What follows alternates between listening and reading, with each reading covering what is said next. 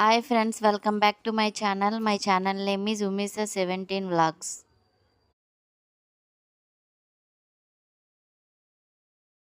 ఈరోజు ఈ వీడియోలో బాలామృతంతో దోశ తయారీ విధానం చూద్దాం.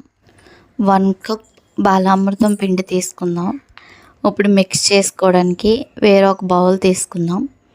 ఈ బౌల్లో ఫస్ట్గా బాలామృతం పిండి పోసుకొని 1 బాలామృతం పిండికి 1 కప్ వాటర్ వేసుకోవాలండి.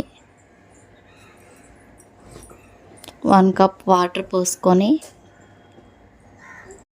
ఇందులో ఇంకేం యాడ్ చేయవలసిన అవసరం లేదండి. ఈ దోశకి బాలామృతం పిండి వాటర్ ఉంటే చాలండి. చూడండి, నేను 2 మిక్స్ చేస్తున్నాను. ఆ విధంగా మిక్స్ చేసుకోవాలి. అలాగని మరీ గట్టి మిక్స్ చేసుకుంటే ప్యాన్కి అతుక్కొని ఇరిగిపోద్ది. అదే మరీ లూజ్గా మిక్స్ చేసుకొని మనకు కన్సిస్టెన్సీ ప్యాన్కి అతుక్కొని రాదండి. ఈ పిండి పిల్లలకి చాలా మంచిదటండి. నాకు తెలీదు. నేను కూడా ఈ పిండి వాళ్ళకి వీళ్ళకి అడిగితే ఇచ్చేసేదాన్ని. మా అమ్మ చెప్పింది ఒకరోజు, పాపకి దోశలు వేసి పెట్టమ్మా అని. పాపకి దోశలు వేసి పెట్టాక పాప బాగా ఇష్టంగా తినదండి.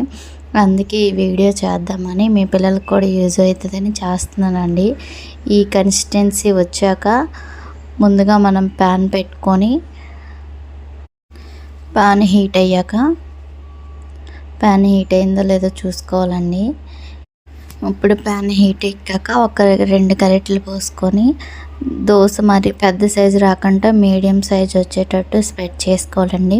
మరి పెద్ద సైజు వస్తే తీసేటప్పుడు ఇరిగిపోద్దండి.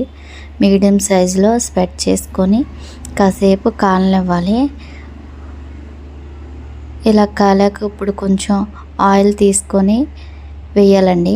ఆయిల్ వేసామంటే ప్యాన్ కతుక్కోకుండా నీట్గా వస్తుంది దోశ అన్నది. దోశ బ్యాక్ సైడ్ కాలాకే రెండో సైడ్ టర్న్ చేసుకోండి.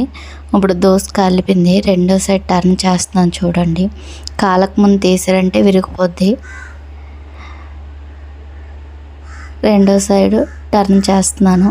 రెండో వైపు కూడా బాగా కాల్చుకోవాలండి. బాగా కాలాక తీసి సర్వింగ్ ప్లేట్లోకి సర్వ్ చేసుకుంటే బాలామృతంతో తయారు చేసిన ఎంతో రుచికరమైన దోశ రెడీ అండి. మీరు కూడా ట్రై చేసి ఎలా వచ్చిందో నాకు కామెంట్ చేయండి. ఈ వీడియో మీకు నచ్చినట్టయితే లైక్, షేర్, సబ్స్క్రైబ్ చేసుకోండి.